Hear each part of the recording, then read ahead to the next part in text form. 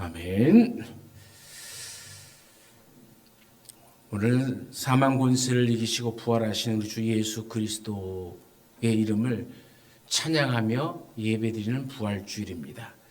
2026년 부활주일을 맞이하는 오늘의 현실을 보면은 참 낙관적이지만은 않죠.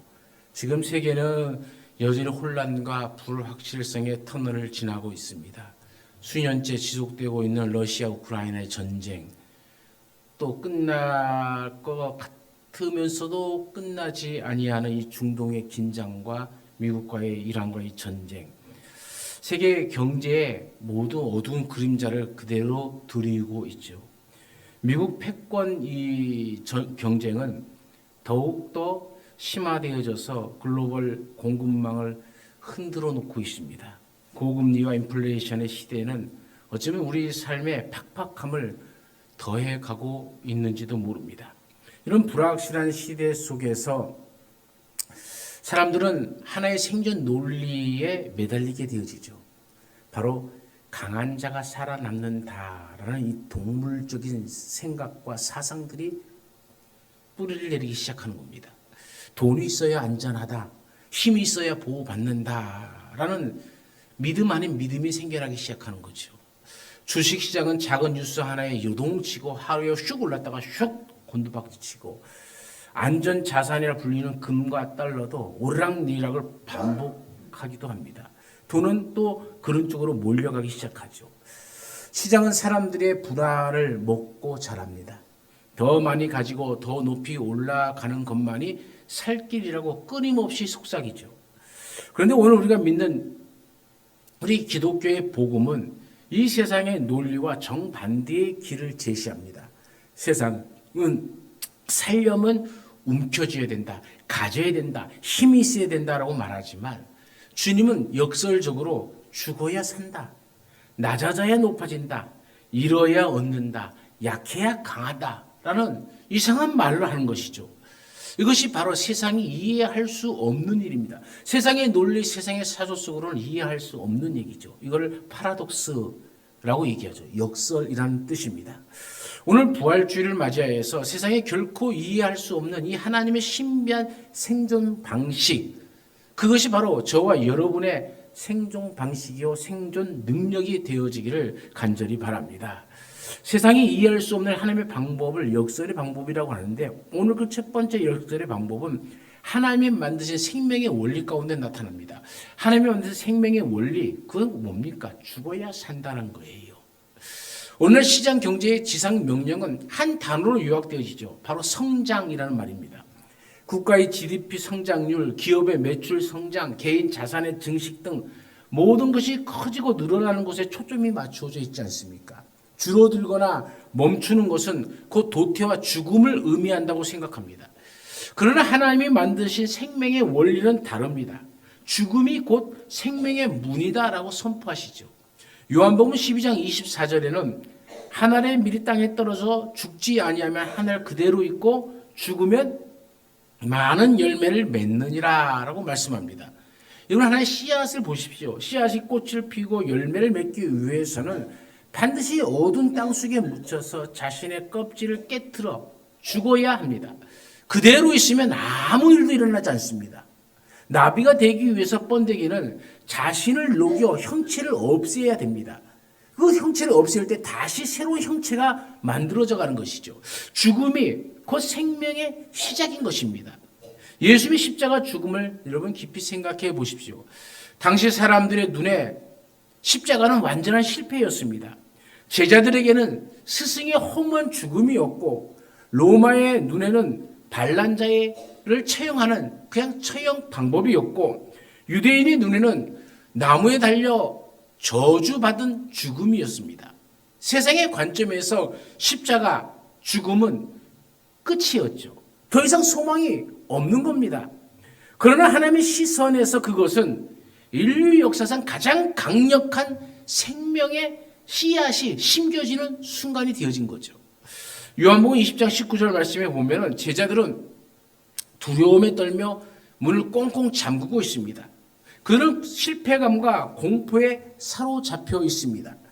그때 부활하신 예수님이 나타나서 말씀하십니다. 너희에게 평강이 있을지어다. 주님의 부활의 영광은 화려한 왕궁에서 시작되어진 것이 아닙니다. 차가운 무덤과 이 두려움 가운데 절망 가운데 있는 이 방에서 바로 시작되어졌다는 것이죠.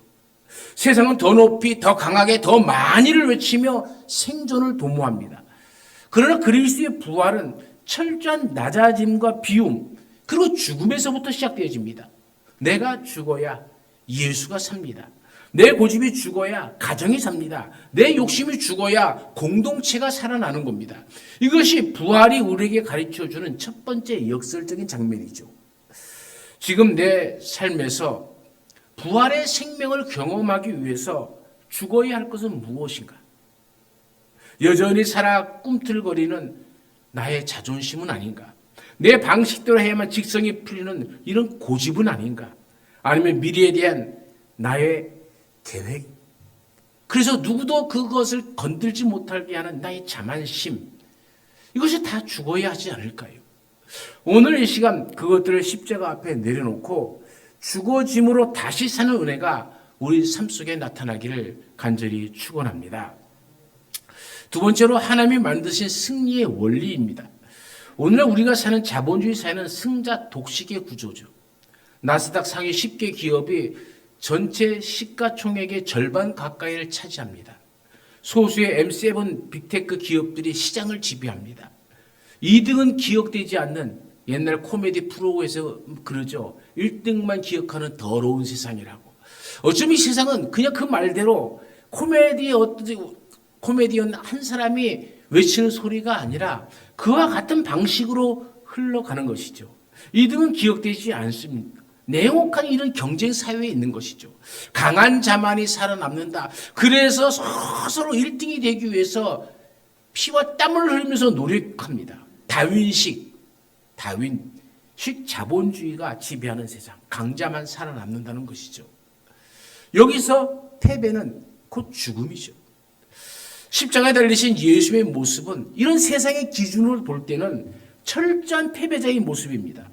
발가벗겨진 수치, 사람들의 조롱, 무기력한 못 박힌 이 손과 발, 빌라도는 그 십자가 위에 자칭 유대인이나 왕이라는 패를 붙여서 조롱합니다. 아무도 그 패배의 현장에서 승리를 생각한 사람은 단 한 사람도 없었습니다. 그러나 사도 바울은 고린도전서에서 담대하게 이렇게 선언합니다. 사망이 이김에 삼킨 바 되리라. 우리 주 예수 그리스도로 말미암아 우리에게 승리를 주시는 하나님께 감사하노니. 여러분, 사망이 승리의 삼킨 바가 되었다라고 얘기합니다. 십자가는 패배가 아니라 사망 권세를 완전히 깨트려버리는 하나님의 능력이었음을 바울은 정확하게 보고 있는 겁니다. 세상은 힘으로 찍어 누리는 것을 승리로 보지만은 하나님은 희생으로 죽음을 삼키는 것을 승리로 본 것이죠. 여러분, 역사를 보십시오. 당대 최고의 권력을 자랑했던 로마 제국은 사라졌으나 로마로부터 그렇게 핍박을 받던 교회는 2000년이 지난 지금까지 살아났습니다. 강했던 문명들은 다 무너졌지만은 약해 보였던 십자가의 복음은 온 세상을 뒤덮었습니다. 이것이 약함으로 강함을 이기는 하나님의 또 하나 역설이죠. 누가복음 24장을 보면 엠마오로 가는 두 제자가 나오죠. 그들은 슬픈 빛을 띠고 말합니다. 우리는 그가 이스라엘을 속량할 자라고 바랐노라. 그들은 모든 것이 끝났다고 생각했습니다. 예수란 사람이 이스라엘을 속량, 구원할 것이다. 로마의 압제로부터 승리를 줄 것이다 생각했는데, 바랬는데 이제 십자가 달려 죽었으니 이제 모든 것 끝이다. 끝났다. 이렇게 생각하는 것이죠. 실패했다고 완전히 실패했다고 믿었습니다. 그러나 바로 그 순간 부활하신 주님이 그들과 동행을 하고 계셨죠. 그들의 패배라고 생각했던 그 지점이 사실은 가장 위대한 승리의 시작점이었습니다. 사랑하는 여러분, 이 세상 경제가 불확실하고 주식이 폭락하고 때로는 사업에 실패하고 때로는 직장을 잃은 아픔이 닥칠 수도 있죠. 뭐 이런 아픔뿐만 아니라 우리 삶 속에 온갖 말로 표현할 수 없는 여러 가지도 희한하고 각자가 겪는 아픔들, 슬픔들이 다 있을 겁니다. 세상의 눈에는 그것이 패배일 수 있겠죠. 아니, 그렇게 보일 것입니다. 그러나 부활의 신앙을 가진 우리는 그 안에 있는 역사를 볼 줄 알아야 됩니다. 지금 눈에 보이는 패배가 최후의 내 삶이 아니라는 것을 믿으십시오. 하나님은 그 실패와 약함을 들어서 세상이 감당할 수 없는 승리를 만들고 내시는 분이십니다. 지금 우리의 삶에서 실패처럼 보이는 것이 무엇입니까? 사람들의 시선 때문에 혹은 세상의 기준 때문에 패배감을 느끼고 있지는 않습니까? 부활의 관점에서 다시 보십시오.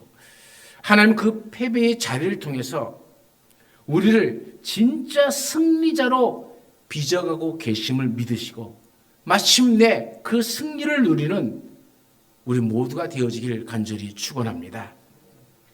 세 번째로 하나님이 주시는 평강의 원리입니다. 부활하신 예수님이 처음 제자들을 찾아오셨을 때에 제자들은 문을 굳게 잠그고 있었죠. 왜 잠갔습니까? 두려움 때문입니다. 유대인들에게 잡혀갈까 봐.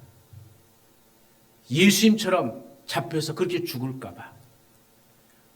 또 이 순간을 극복할지 모르지만 미래가 어떻게 될지 모르는 이 불안감, 이 불안 때문에 그들은 스스로를 방 안에 가두는 겁니다. 감옥 아닌 감옥 생활을 하게 되어진 거죠. 오늘 우리도 수많은 문들을 걸어 잠그고 살아갑니다. 경제적 불안의 문이죠. 고금리와 치솟는 물가, 또 자녀들의 취업난 때문에 마음을 닫습니다. 또 지정학적 공포의 문이죠. 뉴스에서 들려오는 전쟁 소식과 핵 위협에 또 귀를 닫습니다. 때로는 건강 문제나 가정의 위기 때문에 관계의 문을 닫아버리기도 합니다. 유엔이 발표한 세계 행복 보고서에 따르면 아이러니하게도 선진국일수록 물질적으로 풍요로울수록 사람들이 불안과 우울 지수는 높아진다고 합니다.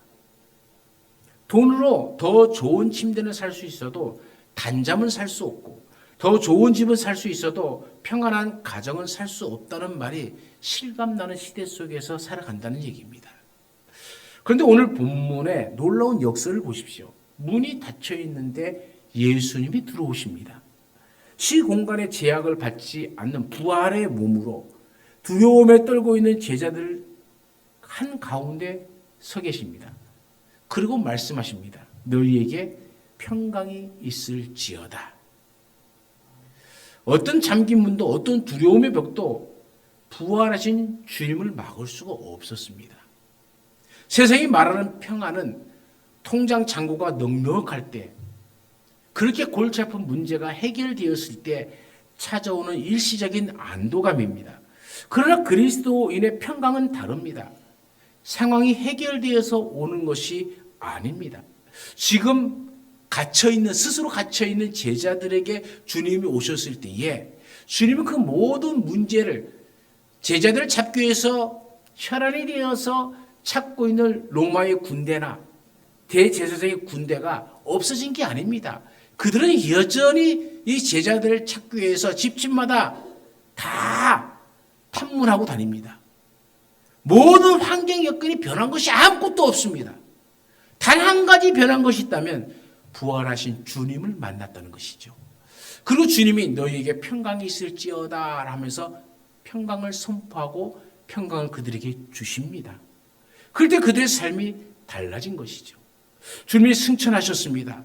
부활하고 승천하신 이후에도 제자들은 주님의 말씀에 따라 성령이 내릴 때까지 그 방에 머뭅니다. 그리고 기도합니다. 성령이 임합니다. 환경이 변한 건 아무것도 없지만 이제는 갇힌 문을 팍 열고 세상 가운데로 나아갑니다. 그리고 말씀을 전합니다. 감옥에 갇히기도 합니다. 다시 풀려나기도 합니다. 다시 또 복음을 전합니다.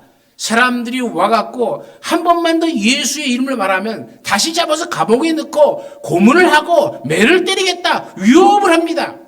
그러나 그들에게는 더 이상 이 세상의 모든 것은 두려움의 벽이 아니었습니다. 내가 하나님 앞에서 너희 말 듣는 것이 옳은가, 하나님 말씀 듣는 것이 옳은가 너희 스스로 판단하라 하면서 담대하게 외치니 잡으러 온 자들이 놀랍니다. 무엇이 변했습니까? 아무것도 변한 거 없는 것처럼 보이지만 성령께서 우리에게 주시는 평강이 우리 속에 있으니 담대해진 겁니다. 죽어야 산다는 그 말씀이 생명의 말씀으로 다가옵니다. 패배하는 것, 진다는 것, 연약해진다는 것, 잡혀 죽는다는 것, 그것은 세상 사람들이 싫어하는 거지만 그것을 아무 두려움 없이 그대로 수용합니다. 그러므로 이들의 이름이 하늘의 별처럼 빛나게 되어지는 겁니다. 오늘 우리는 그리스도께서 주시는 평강이 있습니까? 이 평강이 충만하기를 간절히 축원합니다. 부활하신 주님의 문제 한복판으로 나의 잠긴 문을 통과하여 들어오시기 때문에 내 삶 속에 세상이 알지 못하는 평강이 스며듭니다. 세계 최고의 자산가도 가장 강력한 군대를 가진 나라의 지도자도 죽음 앞에서는 다 두려워합니다. 죽음은 모든 인간이 가장 큰 두려워하는 두려움의 문입니다. 그러나 고린도전서 15장은 이렇게 선포합니다. 마지막 나팔의 순식간에 호련히 다 변화되리니. 이런 부활을 믿는 자에게는 죽음의 마지막 문조차도 영생으로 향하는 열린 문이 되어집니다. 이 부활의 소망을 가진 자는 세상에 줄 수 없는 담대함을 가집니다. 두려워 떨지 않습니다. 물질이 없다고 두려워 떨는 것도 아니고 힘이 없다고 두려워하지도 않습니다. 권력이 없다고 명예가 없다고 두려워하지 않습니다. 지금 우리의 삶에서 굳게 잠긴 두려움의 문은 어디입니까? 경제적 문제입니까? 자녀 문제입니까? 아니면 미래에 대한 막연한 불안입니까? 그 문을 내가 열려고 애쓰지 마십시오. 우리가 먼저 해야 할 일은 부활하신 주님을 그 두려움의 방 안으로 초청하는 겁니다. 주님이 들어오시면 두려움이 변하여 평강이 되어질 줄로 믿습니다. 하나님의 세상이 이해하지 못하는 방식으로 오늘날도 역사하십니다. 강함이 아니라 나자리 힘으로, 성공이 아니라 십자가로, 물질이 아니라 생명으로 일하십니다. 이것이 우리가 믿는 부활의 역설입니다. 2026년 여전히 세상은 흔들리고 시장은 요동칠 것입니다. 그러나 부활의 주님을 믿는 우리는 흔들려서는 안 됩니다. 주식이 폭락해도, 전쟁의 소문이 들려도, 육체의 질병이 찾아와도 낙심하지 맙시다. 왜냐하면 부활하신 그리스도께서 우리의 닫힌 문을 통과하여 지금 우리 안에 계신 줄로 믿습니다. 사망아, 너의 승리가 어디 있느냐? 우리 주 예수 그리스도로 말미암아 승리를 주시는 하나님께 감사하노니 라는 이 바울의 외침이 오늘 우리의 외침이 되어지고 여러분들의 외침이 되어지고 당당한 우리의 고백이 되어져야 됩니다. 세상의 방식이 아닌 부활의 능력으로, 하나님의 방법으로 오늘도 하나님은 여전히 우리 가운데 역사하여 주실 줄로 믿습니다. 죽음 같아 보이는 현실 속에서 생명의 꽃을 피워내는 부활의 증인들로 오늘 우리의 삶을 살아가시기를 간절히 축원합니다. 기도하겠습니다. 강한 자만이 살아남는다는 이 세상의 생존 논리 대신 낮아짐과 섬김으로 승리하는 부활의 역설적 가치를 붙잡게 하옵소서. 계속되는 경제적 불안과 물질의 두려움 속에서도 환경을 초월하여 찾아오시는 부활의 주님 안에서 진정한 평강을 누리는 자녀들이 되게 하옵소서. 내 삶에서 여전히 살아있는 죽어야 할 나의 것들, 욕심, 교만, 고집, 염려를 십자가 앞에 온전히 내려놓게 하옵소서. 실패처럼 보이는 상황 속에서도 하나님의 반전과 부활의 역사를 기대하며 낙심하지 않고 믿음으로 살아가는 자녀들이 삶이 되게 하옵소서. 전쟁과 분쟁으로 신음하는 세계 열방과 민족들, 특히 고통받는 땅 위에 부활의 소망과 치유의 광선이 비추게 하옵소서. 물질적 풍요를 쫓다 영적으로 황폐해진 이 시대 가운데 우리 교회가 부활의 생명력으로 세상을 살리는 빛을 발하게 하옵소서. 부활의 역사를 아는 우리가 두려움에 떨고 있는 이웃들에게 담대하게 평강의 복음을 전하는 부활의 증인들이 되게 하옵소서. 언제나 함께 하시는 예수님의 이름으로 기도드리옵나이다. 아멘.